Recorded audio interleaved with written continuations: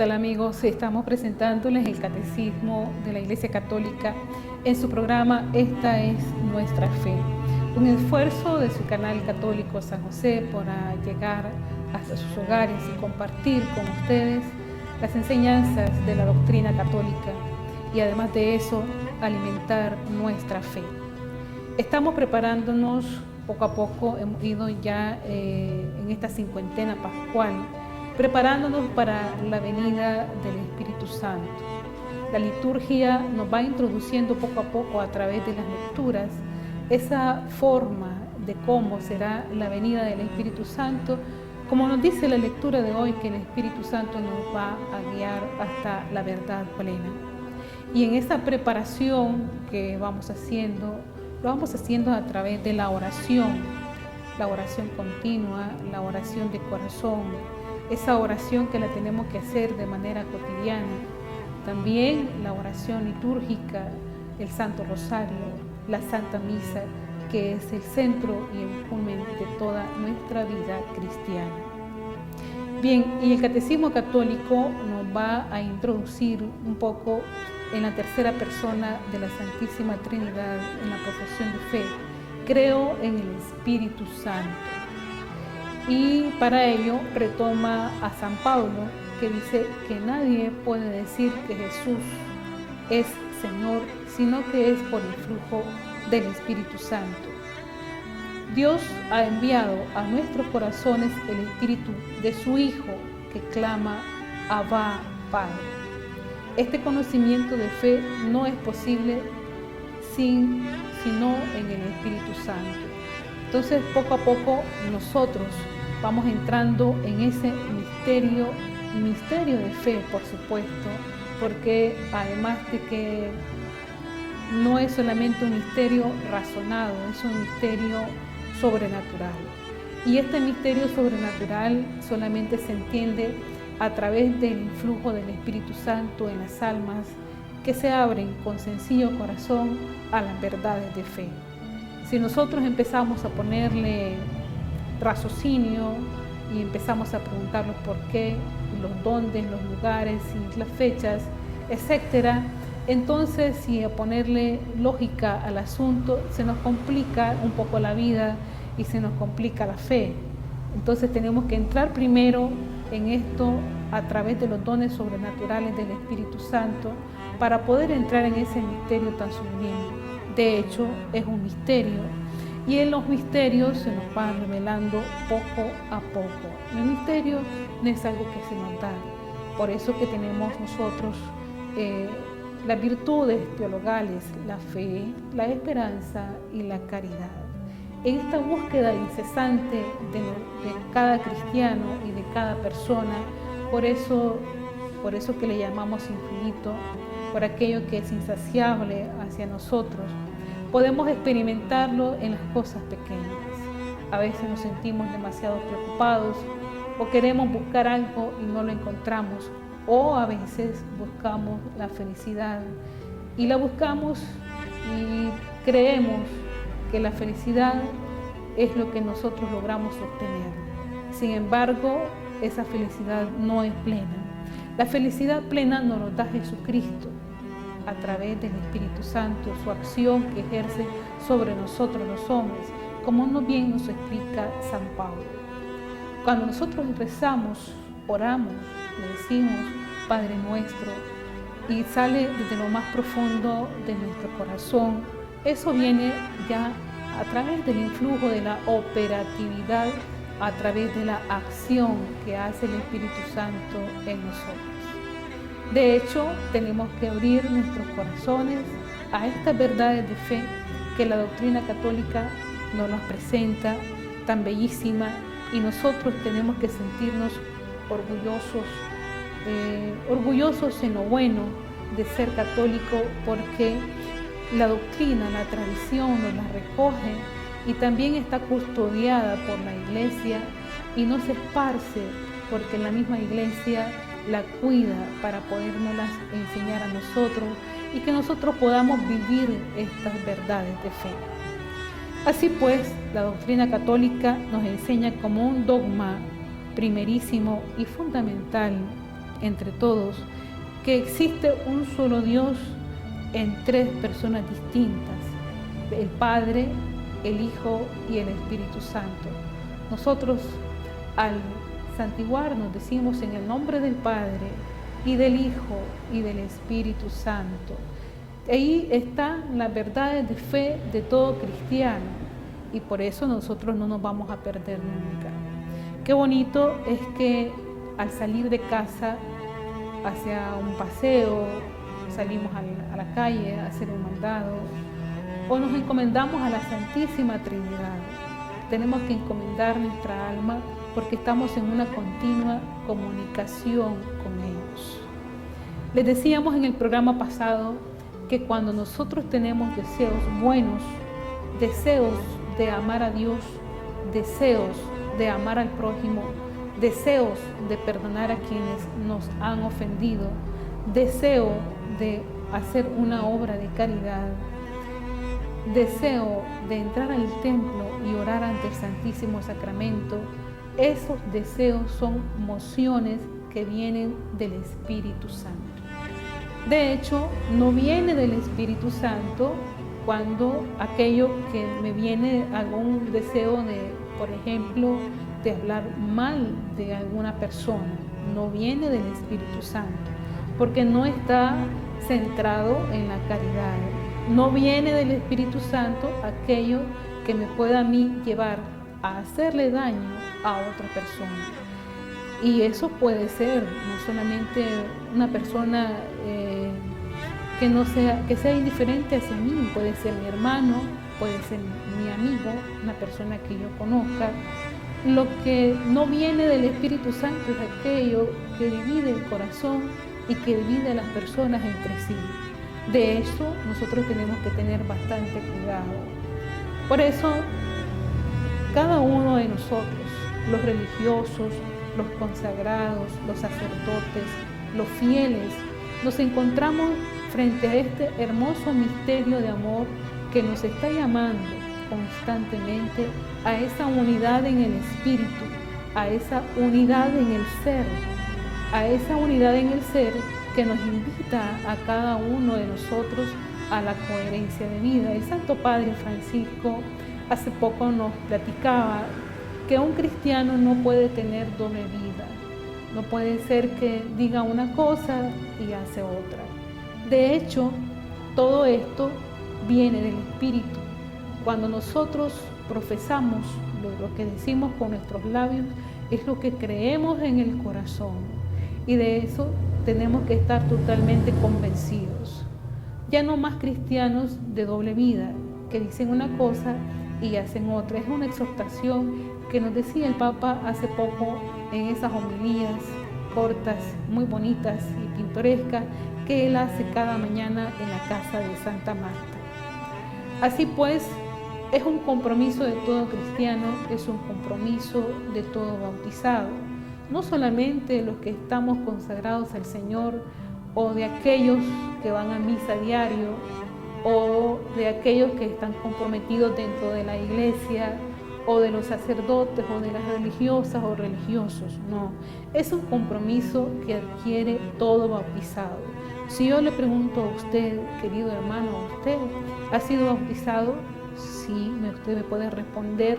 Mis padres me llevaron al templo, me presentaron al sacerdote y me bautizaron en el nombre del Padre y del Hijo y del Espíritu Santo. Inmediatamente vino a nosotros aquel germen de gracia, como platicábamos en el encuentro pasado. Y ese germen de gracia que tiene todo bautizado es el comienzo hacia la vida eterna, la vida eterna comenzada aquí. Sin embargo, en medio del camino nosotros nos vamos diluyendo, nos vamos desapareciendo un poco, nos vamos alejando de Dios por los atabares de la vida, por las consecuencias del pecado, nos vamos esclavizando en el pecado y eso hace que poco a poco nuestro corazón se aleje de Dios. Pero puede ser que en el camino nosotros encontremos un golpe de gracia que nos haga a nosotros volvernos a encontrarnos con el Señor, con aquello que comenzó nuestra vida, esa vida plena en nosotros. Un consejo de una persona amiga, no lo despreciemos. Una música que hemos escuchado del Señor y que ha llegado como meditación hacia nuestro corazón, una palabra de Dios que hemos escuchado, una exhortación de un sacerdote, una homilía, algún mensaje que haya podido llegar a nuestro corazón y que nos haya servido así para volvernos a encontrar con el Señor.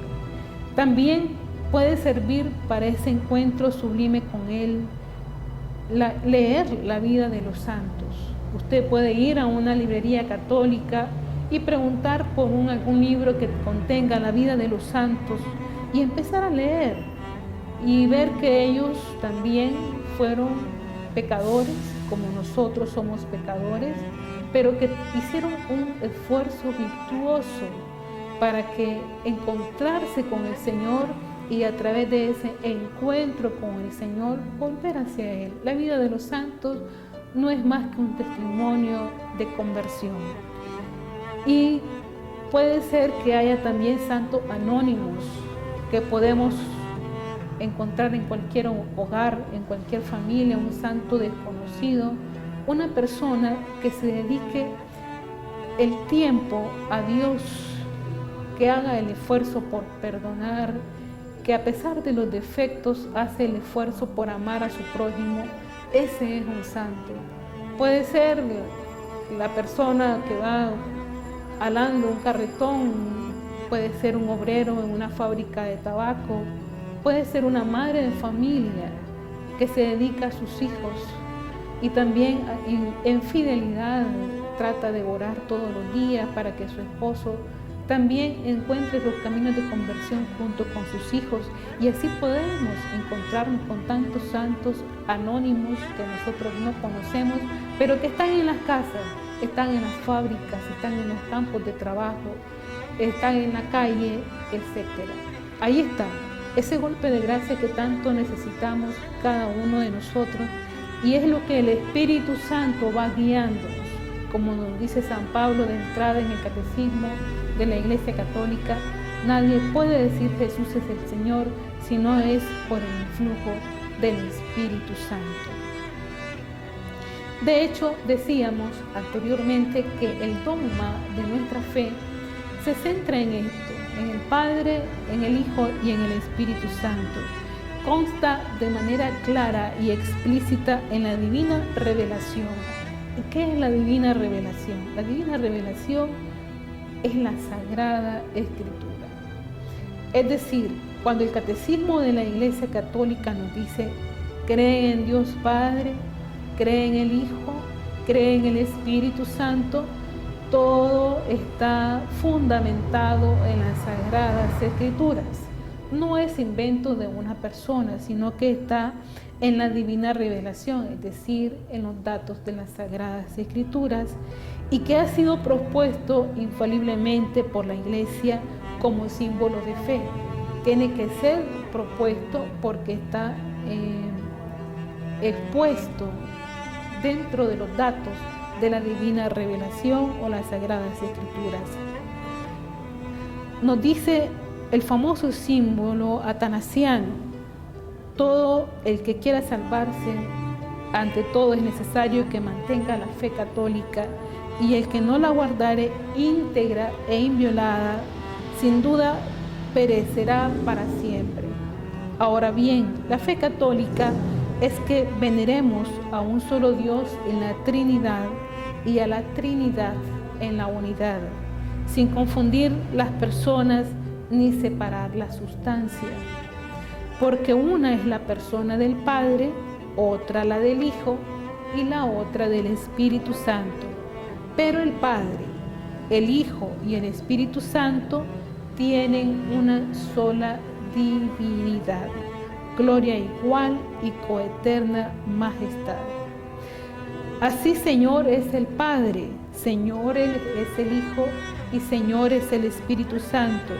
Y sin embargo no son tres señores, sino un solo Señor, porque así como por la cristiana verdad somos competidos a confesar como Dios y Señor a toda persona en particular. Así la religión católica nos prohíbe decir que hay 3 dioses y 3 señores. Este misterio tan insondable que si nosotros le ponemos matemática, ahí está el problema. Decimos Dios Padre, Dios Hijo y Dios Espíritu Santo, y empiezo a contar con los dedos, entonces obviamente se me suman, y entonces la matemática más mi razón hace que yo lo separe y diga un señor, 2 señores, 3 señores. Miren qué sencillo es esto, y cómo la matemática y un poquito la razón me tiende a confundir y a llevarme un poco lejos, a separarme de este misterio tan insondable. El Padre por nadie fue hecho. De hecho, de eso nosotros estamos bastante claros.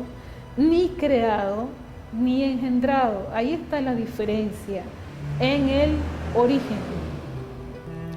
El Hijo fue por solo el Padre, no hecho ni creado, sino engendrado. Es lo que nosotros profesamos en nuestra fe.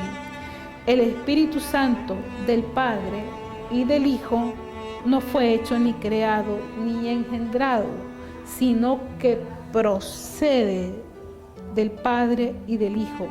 Hay consiguientemente un solo Padre, no 3 padres, un solo Hijo, no 3 hijos, un solo Espíritu, no 3 Espíritus Santos.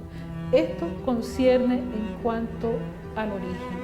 En el Padre y en el Hijo existe un misterio de amor que está totalmente solamente comunicándose. Nosotros podemos poner algún ejemplo, pero sería un ejemplo tan limitadísimo para poder entrar en ese misterio tan insondable. Como la madre, para ponerles un ejemplo, cuando se habla de amor, como la madre al hijo siente, por ejemplo, ella en su ser, en sus entrañas. Tal vez el hijo está muy separado por la distancia, está en otro país, pero ella siente que el hijo no está bien, está enfermo o está pasando alguna dificultad. ¿De dónde le vino a ella ese sentimiento si esa madre no sabe nada, no le han informado nada? Entonces ese sentimiento, ese presentimiento viene de esa comunicación de amor que hay entre la mamá y el hijo. Hay un presentimiento dentro de las mamás tan entrañable porque es el profundo amor que hay en ella de la mamá hacia el hijo. Es un ejemplo pequeñísimo de lo que se pudiera decir del movimiento de amor que hay en el Padre y en el Hijo, y ese movimiento de amor explota, hace que salga de ello lo que es el Espíritu Santo. Por eso dice, procede del Padre y del Hijo. Fijémonos bien qué es este ejemplo. Es un ejemplo plástico, pequeñísimo, se queda pequeñísimo ante ese gran misterio de amor que hay en el Padre y en el Hijo. Si nosotros nos trasladamos a los misterios de la pasión, muerte y resurrección del Señor, nosotros vamos a ver en cada instante cómo el Hijo está en constante comunicación con el Padre. De hecho, para hacer alguna obra, para algún apostolado, el Hijo siempre estaba en constante comunicación. Nos dicen las Sagradas Escrituras que estaba a momentos a solas y solía él ocupar las madrugadas, los momentos a solas, para estar con el Padre, porque están en esa comunicación de amor. Mucho hoy, en estos días, si no hay una comunicación, fijémonos bien, para poner otro ejemplo en pequeño, si no hay una comunicación en la familia, si no hay comunicación entre hermanos, padres e hijos, se rompe en un hilito esa unión de amor. Entonces nosotros tenemos que cultivar esa comunicación de amor, de detalles, de palabras, de gestos, tal como lo hace el Papa Francisco, a través de gestos, a través de palabras, a través de detalles, y eso va comunicando algo y va uniéndonos entre sí, uniéndonos entre hermanos. El Espíritu Santo es pues la tercera persona de la Santísima Trinidad, que procede del Padre y del Hijo, no por vía de generación, como el Hijo es engendrado por el Padre, sino en virtud de una corriente mutua e inefable de amor entre el Padre y el Hijo. Es lo que decíamos anteriormente. Veamos en brevísimo resumen de qué manera se verifica la generación del Verbo por el Padre y la expiración del Espíritu Santo por parte del Padre y del Hijo en el seno de la Trinidad Beatísima. La generación del Hijo. Hay una sencilla explicación popular al alcance de todos. Si uno se mira en un espejo, produce una imagen semejante a sí mismo, pues se le asemeja no solo en la figura, sino que imita también sus movimientos. Usted se asoma a un espejo y el espejo reproduce los gestos que usted está haciendo. Si el hombre se mueve también su imagen, y esta imagen tan semejante viene a ser producida en el mismo instante, sin trabajo, sin instrumentos. Solo basta mirarse al espejo y el espejo reproduce los gestos que uno está realizando. De este modo podemos figurarnos que Dios Padre, contemplándose a sí mismo en el espejo de su divinidad, con los ojos de su entendimiento y conociéndose perfectamente, engendra o produce una imagen absolutamente igual a sí mismo. Ahora bien, esta imagen es la figura sustancial del Padre, su perfecto resplandor. ¿Ustedes recuerdan aquella pregunta que le hace Felipe al Señor? Muéstranos al Padre. Y el Señor responde: ¿cuánto tiempo tienes de estar tú conmigo y todavía no lo reconoces? Ahora bien, esta imagen es la figura sustancial del Padre, expresión total de la inteligencia del Padre, palabra subsistente y única comprensiva, término adecuado de la contemplación de la soberana esencia, esplendor de su gloria e imagen de su sustancia. Pero esta generación es tan perfecta que agota en absoluto la fecundidad del Padre. Dios, nos dice Bossuet, no tendrá jamás otro hijo que éste, porque es infinitamente perfecto y no puede haber dos como él. Una sola y única generación de esta naturaleza perfecta agota toda la fecundidad de su amor. He aquí por qué el Hijo de Dios se llama a sí mismo el único, unigénito, con lo que nos muestra al mismo tiempo que es hijo no por gracia o adopción, sino por naturaleza. Y el Padre, confirmando desde lo alto esta palabra del Hijo, hace bajar esta voz: este es mi Hijo amado, en quien tengo mi complacencia. La vida de Dios es infinita. Millones de palabras pronunciadas por millones de criaturas que disertarán acerca de Él sabiamente durante millones de siglos no serían bastante para contarla. Mas esta palabra única lo dice absolutamente todo. El que oyera perfectamente este verbo no haría más que comprender todas estas cosas, pues comprendería al autor de las cosas y no quedarían para él secretos en la naturaleza divina. Por solo Dios oye eternamente la palabra que Él pronuncia. Dios la dice. Ella dice a Dios. Ella es Dios.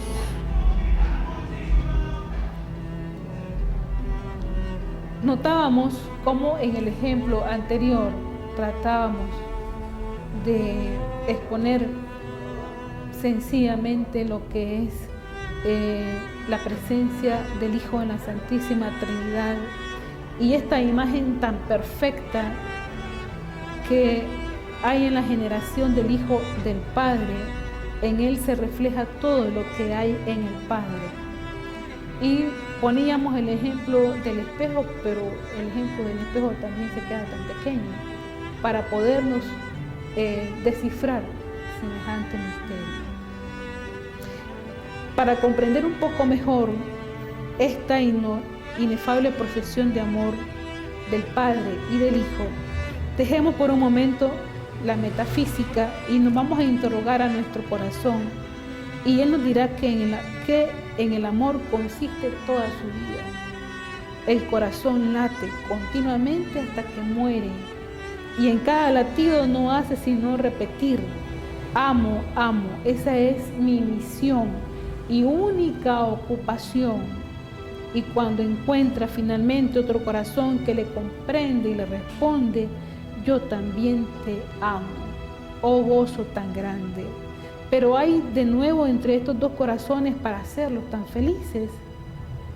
Estoy persuadido que entre mí y aquella persona que amo existe alguna cosa. Esta cosa no puede ser mi amor ni tampoco el amor de ella. Es sencillamente nuestro amor, ese amor correspondido.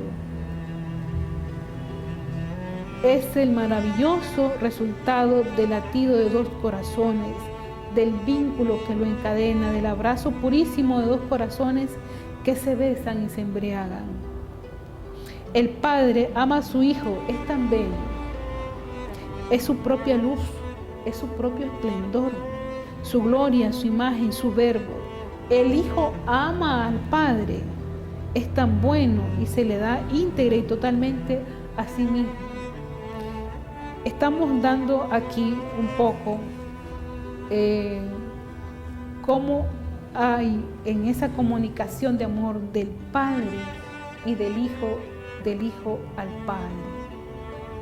De hecho, toda la vida de Jesús, cuando nosotros leemos las Sagradas Escrituras o la meditamos y dejamos que su palabra entre a nuestro corazón, de hecho toda la vida de Jesús, todas sus obras y todas sus palabras fueron obras del Padre.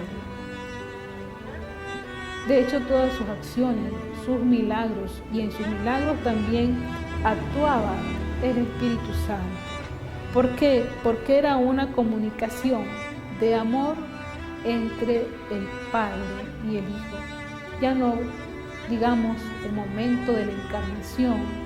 En el momento de la encarnación del Hijo actúa también el Espíritu Santo, porque hay ya una comunicación eterna, porque el Verbo ya existía el Verbo. Nos dice San Juan: en el principio estaba la palabra, en el principio de la creación.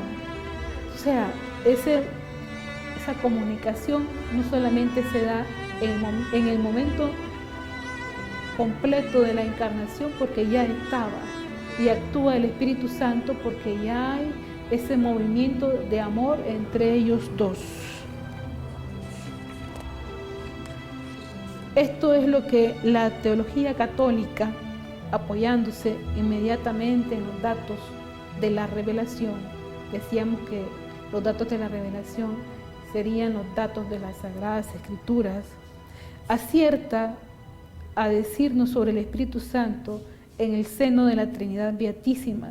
Es bien poca cosa, ciertamente, pero no sabemos más. Solamente cuando se disipen las sombras de esta vida mortal y se descorre el velo por medio de la visión beatífica, contemplaremos, arrobados el inefable misterio que hará eternamente felices a los bienaventurados moradores de la Jerusalén celestial. Vamos entonces a tratar de concluir este momento que hemos tenido con una lectura del número 686 del Catecismo, que dice: el Espíritu Santo coopera con el Padre y el Hijo desde el comienzo, desde el signo de nuestra salvación y hasta su consumación. Pero es en los últimos tiempos, inaugurados con la encarnación redentora del Hijo, cuando el Espíritu se revela y nos es dado, cuando es reconocido y acogido como persona. Entonces este designio divino que se consuma en Cristo, primogénito y cabeza de la nueva creación, se realiza en la humanidad por el Espíritu que nos es dado, la Iglesia, la comunión de los santos, el perdón de los pecados, la resurrección de la carne y la vida eterna. Amén. Bien, trataremos en otro momento de compartir nuestra fe, de lo que hay en el Catecismo de la Iglesia Católica, de lo que nos va enseñando acerca de lo que nosotros profesamos y creemos. Acuérdense que lo que profesamos con la boca es lo que creemos en el corazón. Y hacemos nuestras las palabras del Papa de que tenemos que tratar de reorientar nuestra vida para no llevar una doble vida, no profesar algo y hacer otra cosa, sino que dejémonos guiar por el Espíritu Santo que se nos ha dado, dejémonos guiar por las inspiraciones del Espíritu Santo para que sea Él que nos guíe en nuestros actos, en nuestras acciones, en nuestras actividades, en nuestras palabras, en nuestro comportamiento, en nuestras actitudes hacia nuestros hermanos, hacia nuestros familiares, hacia nuestros amigos. Evitemos todo aquello que nos separa de la Santísima Trinidad, que separa del amor, que desune ese amor. Chismes, calumnias, hablar mal de las otras personas, pleitos, malos entendidos, todo eso hace que separemos el amor. Y eso puede darse en la familia, puede darse entre amigos, puede darse entre vecinos, puede darse incluso entre gente de iglesia, entre consagrados, entre sacerdotes, entre personas muy comprometidas. Pero eso es lo que nos separa más del Espíritu Santo. Tenemos nosotros que actuar, pedirle al Señor que nos dé el don del discernimiento para poder nosotros saber qué cosas vienen de Dios y qué cosas no vienen de Dios. Aunque uno diga es que es astucia buena, no. Hay cosas que son de Dios y hay cosas que no son de Dios. Pedímosle al Señor el don de discernimiento en estos momentos que nos estamos preparando para la venida del Espíritu Santo. Esto ha sido todo por hoy. Nos encontraremos pronto en un próximo encuentro esta es nuestra fe. Le deseamos a usted muchas bendiciones en el Señor, a su familia, a sus amigos, y recuerden rezar siempre el Santo Rosario. Hasta una próxima edición.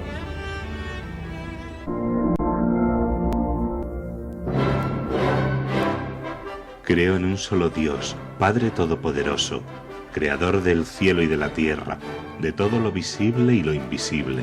Creo en un solo Señor Jesucristo, Hijo único de Dios, nacido del Padre antes de todos los siglos, Dios de Dios, luz de luz, Dios verdadero de Dios verdadero, engendrado, no creado, de la misma naturaleza del Padre, por quien todo fue hecho, que por nosotros los hombres y por nuestra salvación bajó del cielo, y por obra del Espíritu Santo se encarnó de María la Virgen y se hizo hombre, y por nuestra causa fue crucificado en tiempos de Poncio Pilato, padeció y fue sepultado, y resucitó al tercer día según las Escrituras, y subió al cielo, y está sentado a la derecha del Padre, y de nuevo vendrá con gloria para juzgar a vivos y muertos, y su reino no tendrá fin. Creo en el Espíritu Santo, Señor y dador de vida, que procede del Padre y del Hijo, que con el Padre y el Hijo recibe una misma adoración y gloria, y que habló por los profetas. Creo en la Iglesia, que es una, santa, católica y apostólica. Confieso que hay un solo bautismo para el perdón de los pecados. Espero la resurrección de los muertos y la vida del mundo futuro. Amén.